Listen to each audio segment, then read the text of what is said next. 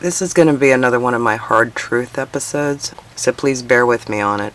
I'm telling you this out of love for the industry, out of love for independent films, and out of a lot of experience of seeing this happen time and time again, not only on films that I've made or that I've worked on, but on films that I've seen and known people to have worked on. When we first get started with the idea of becoming directors, and usually director-producers, we all get the idea that we're going to be able to make the best film ever, because we've got all these great ideas. There are two types: those who have experience, and those who think that they know how things are done. Either way, at some point, you might get the idea that directing a film will be a piece of cake. You might even have more than one idea for a movie. In fact, most people I know have several ideas for films. So then it becomes a question of, which one do you want to try your hand at as being your first film? The first thing that you're going to want to do is acknowledge the fact that this is going to be a passion project. So choose a genre that you love. Choose your favorite genre. Choose a simple story if possible. You might get ambitious and try to tackle on a complicated story with multiple locations and a large cast, and that's fine, but just understand that this is a passion project. The first thing you're going to learn is funding is a nightmare. You might think that everybody's going to be interested in getting into the biz and throwing money in just to get their names in the credits or something. That's never the case. Your friends might talk about how supportive they are. They mean moral support. You might try crowdfunding. You might get very disappointed when you try that. Finding money, especially for a first film where you have no credentials whatsoever as a director, is a nightmare. Once you've figured out that you are not going to be able to raise the budget that you really need, you're going to have to be making some cuts. You might know that in order to do your film right, by hiring professionals to do all of your major work, is going to cost you a ton of money. You might realize that you're not going to be able to raise anywhere near that amount. So you're going to have to start thinking about, what can I cut? Do I really need the highest end camera? Can I get away with a volunteer cast and crew? Do I need that many special effects? Can I get actors to bring their own costumes? Can I learn how to edit myself? And who needs permits anyway? You're going to have to make a lot of tough decisions on this front. When it comes to volunteer cast, it's a crapshoot. You might get lucky. There are a lot of actors who are looking to break into the business who are actually very good. Some of them have taken classes, others are naturals. But the majority of the people you're going to see are people who think it'll just be fun to be in a movie.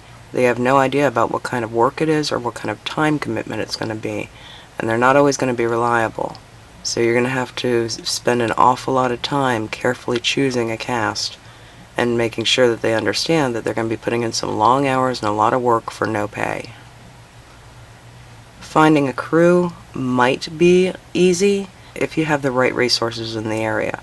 If there's a local film school or a college that teaches some things on photography or film, you might be able to find students who have some training who are willing to work for free, or you might even be able to make arrangements to give them some extra credits for school. If you're really lucky, they'll have some decent equipment. Locations is going to be another trick you're going to have to deal with. Because you don't want to deal with permits, you're going to have to avoid public areas, which means privately owned residences and property. And then you're going to be dealing with people who own those places. And a lot of them are going to have a lot of rules, especially if they know that you're an inexperienced filmmaker. So you might be able to use somebody's house, but you may be absolutely forbidden to touch anything while you're in there. Now, while the shoot's going on, everything might feel like it's going great. If the energy is high and everybody's excited to be working on the film, everybody's going to be looking like they're having a great time, and things are going to look really great to you. You might have the occasional thing that you realize is happening, like maybe an airplane flying overhead, but you might make the mistake of saying that mantra that I've heard on more amateur film sets than I care to count, and that is, it's okay, we'll fix it in post. After you're done wrapping the film and you're done shooting, generally people want to have a party. Hey, we've done a great job, we've all worked together so hard, Now everything's in the can and we're all going our separate ways, but let's just get together and have a few drinks and celebrate the fact that we've just made the best movie ever. This is very common, and it's not a bad thing to have. It's going to be one of your best memories, to be honest with you. However, all that great energy is going to be crashing down to the ground as soon as you start getting into post-production. Remember that mantra about "we'll fix it in post"? Well, you're about to find out exactly how hard that is, especially if you did not have the budget to hire people who know how to actually fix things in post when it is something that is actually able to be fixed in post. So you might spend a heck of a lot longer than you ever anticipated trying to figure out how to cut this movie together in something that even vaguely resembles how you had envisioned it. And once you're done, you have to show it to people. Your cast is going to want to see it, your crew is going to want to see it, your parents are going to want to see it. They will probably be nice and tell you that it was good, but sometimes you'll get people who will tell you the truth. And if they don't tell you the truth, and you think, hey, maybe it's not as bad as I think because everybody's telling me it's great, then you might make the mistake of showing it to the public.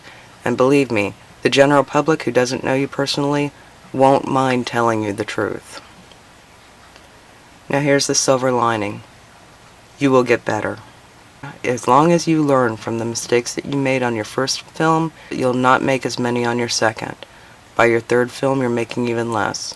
And after you've got a few films under your belt, you're probably going to be into the territory of where you're starting to make some really good films.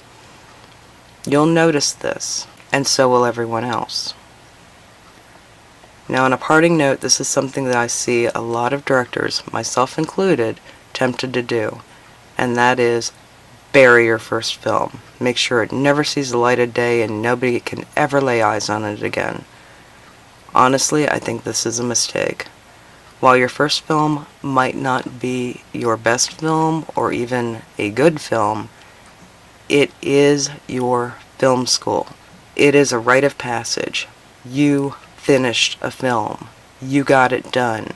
That already puts you above a lot of people who just sit around with all these ideas and never get even close to finishing a film, let alone getting it out for the world to see. So don't bury your first film. You don't necessarily have to showcase it, but it is something to be proud of.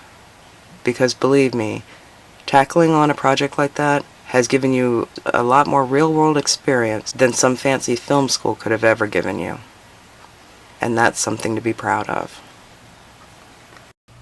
I hope that you enjoyed this episode of the Unconnected Filmmaker, and if you found this information useful and want to be notified when the next video premieres, just hit that subscribe button. Or if you have anything you'd like to see an episode on, feel free to comment below. See you next time, and keep those cameras rolling.